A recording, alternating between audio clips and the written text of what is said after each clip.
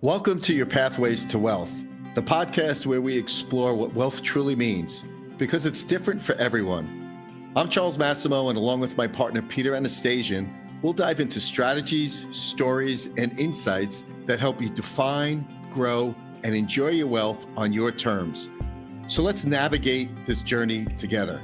Join Charlie and Peter and their guest experts as they venture to help you continue to grow your wealth. Welcome back to Your Pathways to Wealth. I'm Charlie Massimo, and as always, here with my co-host, Peter Anastasian. And today we're diving into a very different but deeply important topic, mindset. Because wealth isn't just about money, it's about clarity, intention, and how you choose or how you show up for your life. To help us explore that, we're thrilled to be joined by Joe LaPietra, founder of Mastery of the Minds.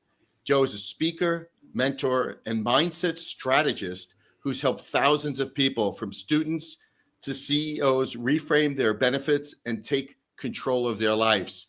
And this is an episode I'm really excited about because when Peter and I had an opportunity to speak to Joe, I guess about a week or so, the passion that Joe came through with and enthusiasm was so clear. So this is really exciting. So Joe, welcome to the show. Thank you, Charlie. Thank you, Peter. So Joe, I guess before we get into Mastery of Mind, let's really take a step back. You really, you have a very powerful story. So, tell us how you actually got to this point. Started working when I was 12 years old. My father told me to. Like most, right? Well, not really now, Peter. Well, right, it's true. That's another story. Participated in athletics, played college football. Wasn't delusional to think that I was going to make a living playing sports, although I loved every second of it. Played at Franklin and Marshall, was a quarterback, was a captain. So what I did was I bridged, this is while I was working, all the principles that I learned in athletics into the real world.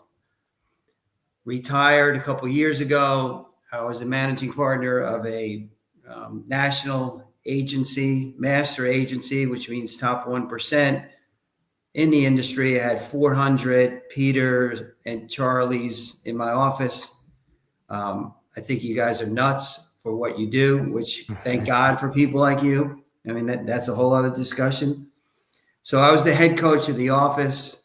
I grew up in Bergen County, New Jersey, North Jersey, right over the GW Bridge. Always good to talk to guys from Long Island.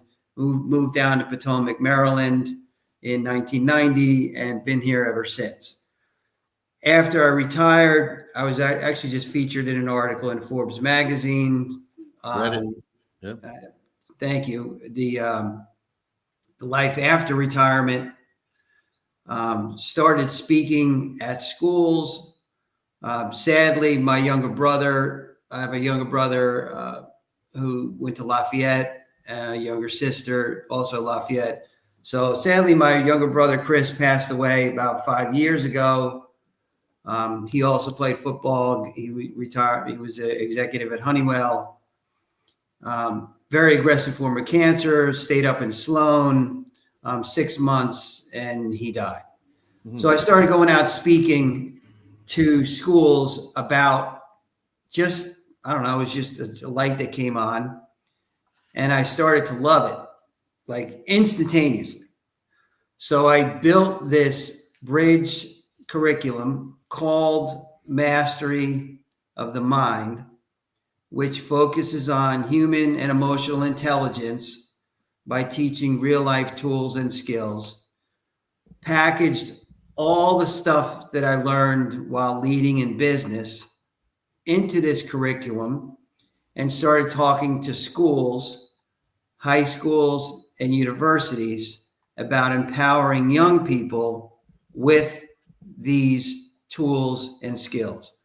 It is branched out now back into the professional world, in addition to high school and college students and coaches. The kids jokingly say Lala. They call me Coach Lala. My last name is LaPietra. Lala means learn, adapt, lead, achieve.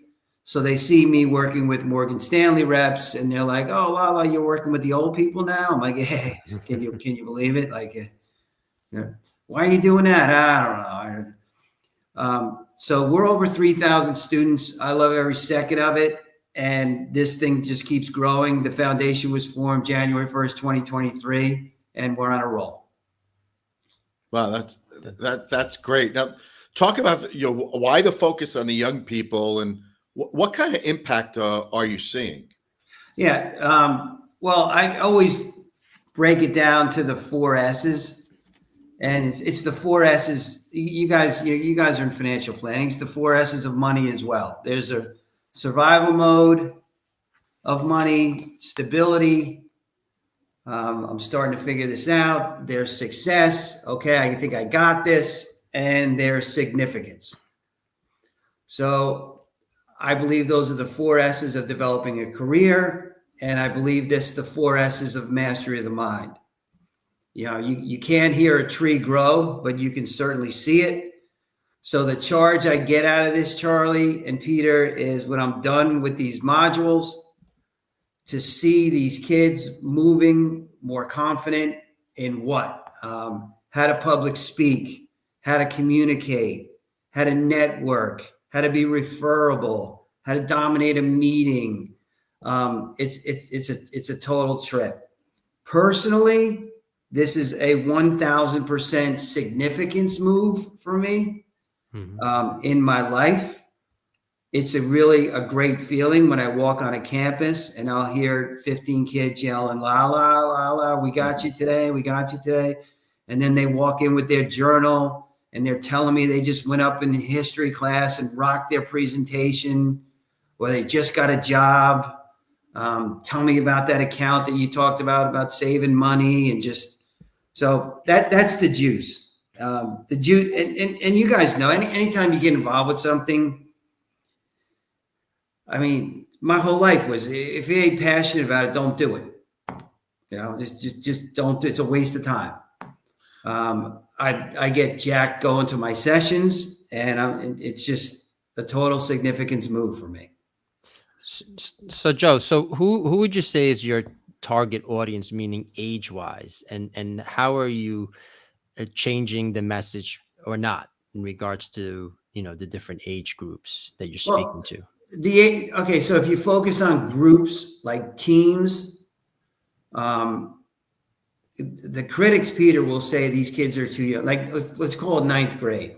It doesn't mean I don't speak to 7th and 8th graders. I mean, these smart coaches are bringing me in to use me as a recruiting piece to come to their school, because we offer mastery of the mind.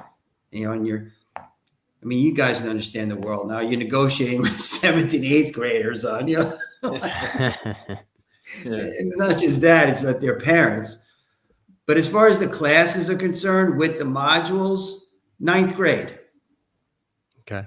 Yeah. And now, since the thing is launched and momentum, when I go back to these schools, all these kids are like, yeah, I had him last year. Yeah, I had him last year. And a 9th grader is not too young to be taught lessons on how to believe in yourself, or how to pour a foundation, or when the teacher calls on you, speak louder, clearer, and slower, or when they bring you up in front of the room, here are the tools to rock it. Or if you don't know the answer in life, you tell them I don't know, and you don't BS them. Now, and I also form big brother, big sister programs where, in any, especially in college and high school, the seniors think they're all that, and they quickly forget that 3 years ago they were freshmen. So we launched big brother, big sister programs to get mentorships, then bring in business people from the community to mentor the kids. So it just spokes out.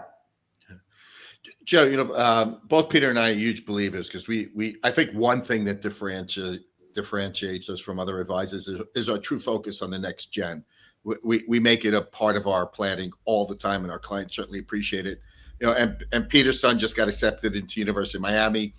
My daughter graduated with a master's in speech about a year ago, and I always tell her, Elena, communication is always the key. Right? If you can communicate well, you will do well. But I'm fearful of that, because now in the world of AI, in the world of social media, maybe not my daughter's generation, but certainly my future grandchildren's generation, I'm concerned they're not going to know how to communicate because it's only going to be AI and social media. How are you talking to the 9th graders about that portion of not to get distracted or over spend too much time in that area of their lives? Yeah, and that's a tough one, Charlie. Okay, because I mean, when we were that age, we had to work our ass off to get the answer. All right, we had to go dig to find the answer. Well, these young men and women, boys and girls, they got the answers. They click the button, the answer's right there. The problem is they don't know the flipping questions Right. and what it takes to get the answer. It's too easy. Right. It's too easy. And teach the kids. I've never seen $1 million deal close on a text. I've never seen a relationship formed in business just on the phone, or just if you want a client, you meet them. You got to find. And so the concept there is, how do I show up in your presence? When you get on the phone with somebody, when you meet someone, how do you show up in their presence? How long do you have to rock that first impression? And it's really this, it's, like use football. The average football play is 4 seconds. 1,000, 2, 1,000, 3, 1,000 over. A lot of good can get done in 4 seconds. But for example, if you're a running back and you see a hole that you could drive a truck through, can you get some damage done running through that hole in 4 seconds? Hell yeah. And you could also blow it in 4 seconds.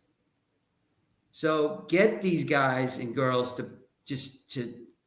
but it's hard, man. Yeah. I mean, it's Finding that hard. out. You can say it all day long, but that's why we role play a lot. A ton of role playing in my classes. Like I'll say something, they're like, "Oh my God, Lalo, that sounds really good." And I go, "I know it sounds good because I said it. Now let me hear you say it." Right. And not only am I going to hear you say this, Charlie, I'm going to video you saying it so you can see it. Okay? But say it and see it. But that brings up a really good point. I mean, there's a saying, preparation is separation, right? And first impressions, as we all know, people will decide whether they like you or not within the first, what is it, even 10 seconds or less for that matter. So what goes into, preparing those students of yours in order to show well during, a first impression? So can you walk us through that process? Yeah, well, here's a trip. Exercise 1, session 1. All right, before we get started, take out your journals and write 3 things that you're great at. And I'm telling you guys, the kids stare at the ceiling. Mm-hmm. Right? And even the old people. Write 3 things you're great at. It's dead silent. And go, hey, by the way, if you want to copy, Peter, if you want to copy off Charlie, go ahead. It doesn't matter to me, but write 3 things. All right, take. You got 3? Great. Okay, write down 3 more. And then it gets quieter. So I'm amazed on the presentation that these kids make to the world versus the reality of their insecurities and doubts. And I do everything humanly possible to get them in believing in themselves. And also not to panic, to stick to the course, and work your ass off. One of the most influential people in my life still is my father. What were the things that he ingrained in me is he would ask me, "How bad do you want it?" ? And if you want it that bad, what do you got to do to get it? Oh, there it is. You just 50% of solving the problem is clearly identifying it. So guys, ladies, what do you want? And they want to go to the penthouse immediately. Mm-hmm. Immediately. Right. They want to walk into your office and go, "Yeah, you know what I was thinking? I got a B+ in finance at University of Miami. Good luck, Peter. It's only what, 90 grand a year. It's good. Listen, Good if he choice, came back, Peter. if he came back with a B plus, he knows what's coming at home. So I don't think he'll walk into the house with a B plus at this point. Oh, really? What, is he, you going to ask him for ID or like? But they're taught, get a B plus, you'll be great. No, you won't. Nope. Like, no, you won't. Here's how you're going to be great at. We talk about fixed mindset versus growth mindset. I'm huge on that. And, you know, I know you guys dominate the money world. Me too. I spend my whole life in money. And there are certain principles that I teach in when I talk about money. Like, for example, your relationship with money is lifelong. All right. I mean, I was just, my 88-year-old parents, they still have a relationship with money. Okay. But before we start talking about asset allocation, do you have a job? Like, have you ever worked? Do you know what a tax is? Like, but self-belief is so key and to get them to stop and breathe. Because they're and some of these schools are big time schools athletically, and they're playing multiple roles, you know, and a lot of the kids are coming from home life where they'll leave the school and then they'll go home and they'll play 3 or 4 different roles at home, you know, and they're 15. Yeah. You know, and then you got these college coaches coming after them, throwing their BS at them. And so it moves quick. Yeah. So Joe, walk us through. So a school asks you to come in and talk to their student body. Is it a one-day thing? Is it a multiple session thing? Talk us through what the experience looks like from those sitting in the seat from a time-wise standpoint, so I have an understanding. Yeah, leadership is demonstrated, not announced. If you are the leader of the program, and I sense, this is what I teach the kids, celebrate those who celebrate you in life, okay? Hang around with 3 millionaires, you will be the 4th. Hang around with 3 people that get A's, you will be the 4th. Hang around with 3 deadbeats, you will be the 4th. Pick, choose, purge. So I meet with Charlie. Charlie can't, like, even this podcast, man. Thank you for inviting me to do this, and to Peter. You guys are into this. You see it, okay? And I'm going to give it back 1,000%. So if you're a leader of a school, I'm going to work with you all day long. If you view this as another meeting or another class, I won't walk away from you. I'll run away from you. Like, I'm out. Okay, I will not work with you. Now, the schools that I work with, the leaders are in the class. The leaders, who? The coaches, the administrators, the people from development, and they're stealing my stuff. Great, do it. Okay, so I'll go into a university and we will book 5 sessions, for example, 5 different modules. How long are the modules? Typically an hour and a half. Hour and a half to 2 hours for college, an hour for high school. We schedule them. What are we going to go over? Well, then we start using my bridge curriculum and start talking about which one we want to do. We want to do mindfulness. We want to do networking. We want to do financial literacy. We want to do public speaking. We want to do how to interview. Boom, there's the curriculum. So then we schedule it and then we implement. Some of them Charlie and Peter will be like, yeah, I want you to do financial literacy with my school. I'm like, okay, so what do you want to do about it? Yeah, come in and talk for a half hour. I'm like, no. No. So the modules are built. Then you work it out with the company. Morgan Stanley, I did 8 sessions this year. Marsh McLennan, 8 sessions this year. So you build a little curriculum, you give a little homework in between, and then you do some follow-up. Okay. I have to imagine that's a pretty large undertaking. So I'm guessing as you get into it, they really start to believe in what you're saying.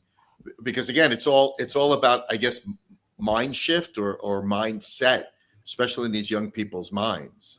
Yeah, and you know, in fairness, it's ridiculous the schedule that these kids have. You know, like for example, like I'm in the busiest time of the year right now is June, July, and August, because all of my teams are in camps, so they're on campus and they have a break in the action. All right, and this is a great time of year to do this because you're not competing with school, and these are not schools that you say, hey, Coach Mass, I'm not coming to workouts this summer. I'm going to the beach. You know, you're like, yeah, good luck, Charlie. Swim deep because you ain't playing here. I mean, these kids are coming here to compete. Sure. Girls too. Right. So I'll drop Master the Mind in to during their camps over the summer, and the coaches love it, and a lot of the parents come too. The parents love this stuff. Like when I'm in meetings, when I'm talking to the kids and parents are next to them, they're like breaking the kids' ribs, elbowing them, going, you see, this is what I've been trying to tell you. Yeah, and you mentioned earlier, and maybe now making a shift from the younger generation to, you know, the people we work with, or you know, people in general when it comes to investing. You know, you said your relationship with money is lifelong, as you mentioned your parents. You know, our show is called Your Pathways to Wealth, and we've seen firsthand wealth without mindset mastery often leads to fear, self-sabotage, or even paralysis. How do you see mindset intersecting with money? Yeah, what do you think the number one answer is? What does money buy when I talk to these kids? A big, you know, a shiny car. Yeah, right. Yeah, the number one answer is happiness. Wait, kids say that? 100%. I am shocked. What does money buy? You know, what does money buy? So talk about mindset, Charlie, right? So I'll put that slide up. What does money buy? Tell me what you think, Charlie, Peter. Yeah, for us, it's freedom. Yeah, certainly. Well, no question. My answer is time and things. Mm-hmm. All right, time is freedom. Okay, does it buy happiness? I know people with a lot of money, the most miserable assholes I've ever met in my life. Okay, we do right? too. or they think they got a lot of money, so they think they're the bomb. No, you're not. So we talk about money. I'll put another one up there. On the left-hand side, it'll say money is the root of all evil. On the right-hand side, lack of money is the root of all evil. Okay, what do you think? Which one? Mm-hmm. Now, all you guys and ladies want money. Why do you want it? Right. What for? It's not bad, by the way. It's just I want to see what's going on in your brain. Right. And when you start to make money, it becomes a responsibility. Now, I think there's a generational bridge that isn't being built because of entitlement. Where, I mean, you guys have been busting your ass together for 25 years on creating these financial kingdoms that are just going to pass on to people. And these kids are not stupid, by the way. They know. Right. So, yeah. They're not dumb. And they're great negotiators. Right? Yep. They're like, yeah, dude, I know what's coming. I mean, my son, he knows what's coming. You know? I know, Dad. So economic sanctions to young people, I think, are fantastic. Yeah. I mean, it works with nations. Why doesn't it work with a teenager? Sure. Yeah, I totaled my Volvo. So my parents got me a new Beamer. Oh, wow. Right. But I'm also I talk about it's not what you make, it's about what you keep. I talk about the relationship between income and lifestyle, which is the end of it. I don't care if you're in the NBA or if you're working with us. If those things don't align, you will live your greatest financial risk. What's that, Lala? It's called room running out of money. That's it. Right. And then I give examples. And some of them get it. Some of them get it. But I'll go back even further and ask them, are you working? Or I'm going to correct myself. I don't say, hey, Charlie, you have a job? Charlie, teach me why you're choosing not to work this summer. That's all. Right. Right. That's a great point. And I think we're brought up in a society where, you tend to have excuses, right? There's constant excuses why, you shouldn't do something or why you can't do something. And I think as you continue to eliminate those excuses, people start to realize, meaning the younger generation, that there really aren't any. I mean, if you really think about it, I think that the number is there's about 97% of the US population has a smartphone. Yeah. So you tell me, or us for that matter, what you can't learn on a smartphone, whether it's watching YouTube videos or, learning AI amongst many other skill sets. So that'll eliminate the excuses altogether. But getting back to your point, Joe, you step into an organization, a school for that matter, and you're doing a multiple series. What type of reminders do you try to provide, or are there reminders where once you leave, these children will then continue with that mindset moving forward, right? Because it's great to hear. We've all been to conferences, we've all been to these wonderful events, but once we leave, we sort of forget it, and then we continue, on a normal way. So any advice or suggestions that well, there's trillions of dollars of people that made trillions of dollars on grown-ups that do the same thing. They'll go for a 3-day retreat. They'll pay 10 grand. Mm-hmm. And they'll, oh my God, this is all good. By Tuesday morning, they're doing the same stuff. Right. So the leaders of that industry are not dumb. All right. Right. But I will reinforce as much as I can, as much as humanly possible. What are you implementing? I'll stop class every 15 minutes or so and check it. Okay, everybody, what do we got? What do we got? What'd you pick up? What'd you pick up? What are you going to use? Peter raises his hand. The reason is I want you to clean up your journal, and then I want you to speak louder, clearer, slower when you say it. And if Charlie missed it, I want to be able to hear it so he can clean his stuff up. What are they? And what are you going to do? And it doesn't make any difference. All these theories, using a sports team on the whiteboard, everything scores. Mm-hmm. But when you get out there and on the field, you're like, oh shit, there's a defense here. Like, I didn't expect that. Well, that's life. Now what? So it's a tough question. Now, to be perfectly candid, I think there's a missing piece in the way these kids are being taught of the street element of life, of this stuff versus the book element. I mean, all they care about is the grade.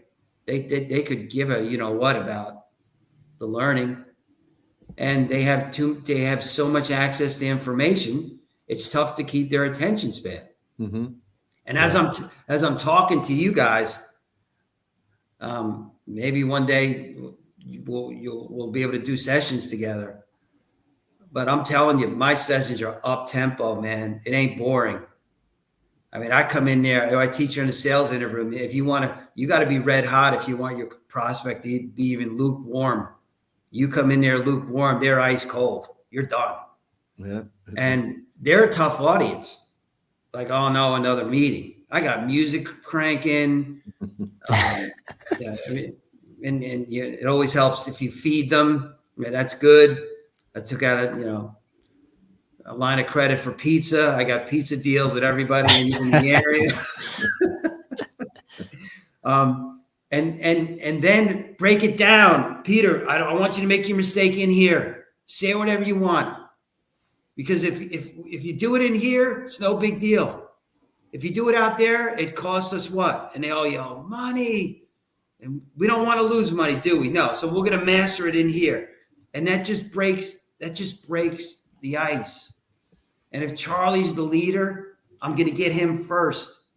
So I say, you know, everyone's like, oh shit, I'm scared of this stuff. But Charlie's scared of it too. I'm going to be a little bit more open with what I'm feeling. And the coaches, they just sit there and chill and they just watch. And they're learning so much about these kids. They're like, I didn't know that. I didn't know that about him or her. Yeah. It's so true. I think schools are just so set on a curriculum that they can't see outside of that curriculum.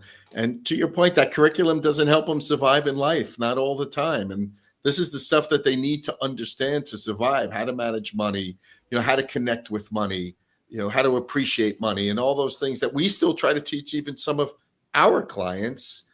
Because, Joe, one of the things we hate hearing most from a new client is just tell us about your returns. Well, how relevant is that until we really understand what's important to you? What are you trying to achieve? And I think the earlier you can start that, the better off this world's going to be. And that next generation will be. Agreed. So the tool that I teach on that is practice what you say, dominate what you ask, especially if you're in sales. Practice what you say, dominate what you ask.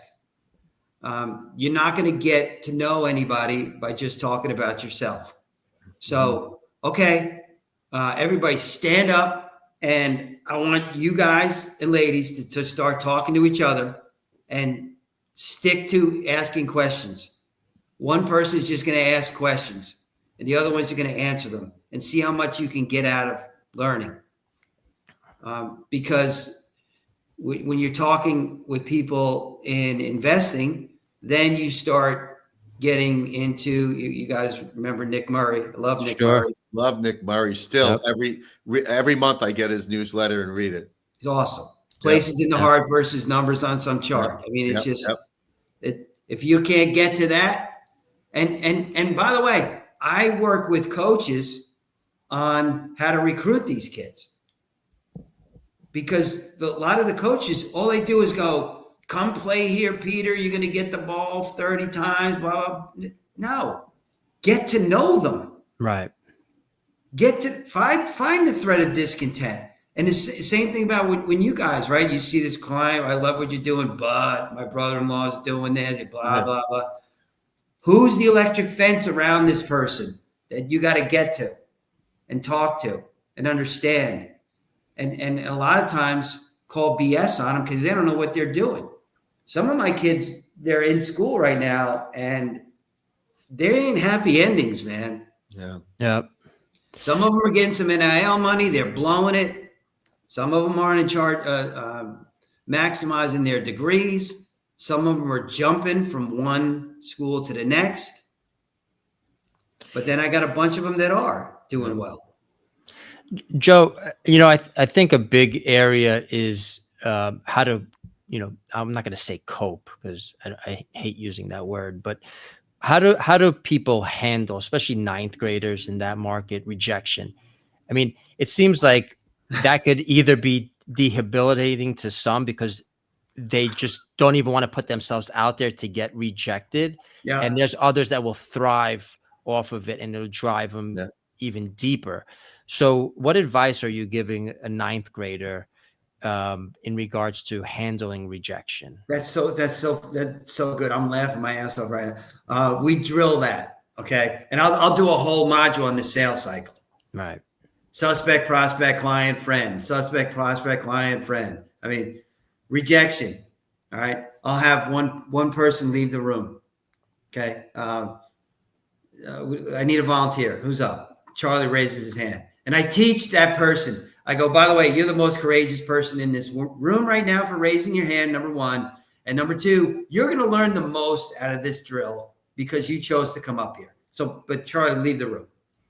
So I bring him back in.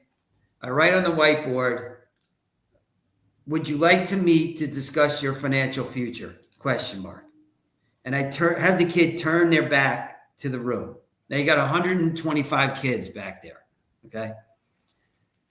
The kid reads the and I break it down where every time you get a yes for an appointment, I go through the whole thing. I'm not going to go through it. You make $50, whether you meet with them or not, as long the numbers say in the sales cycle, make the numbers work for you.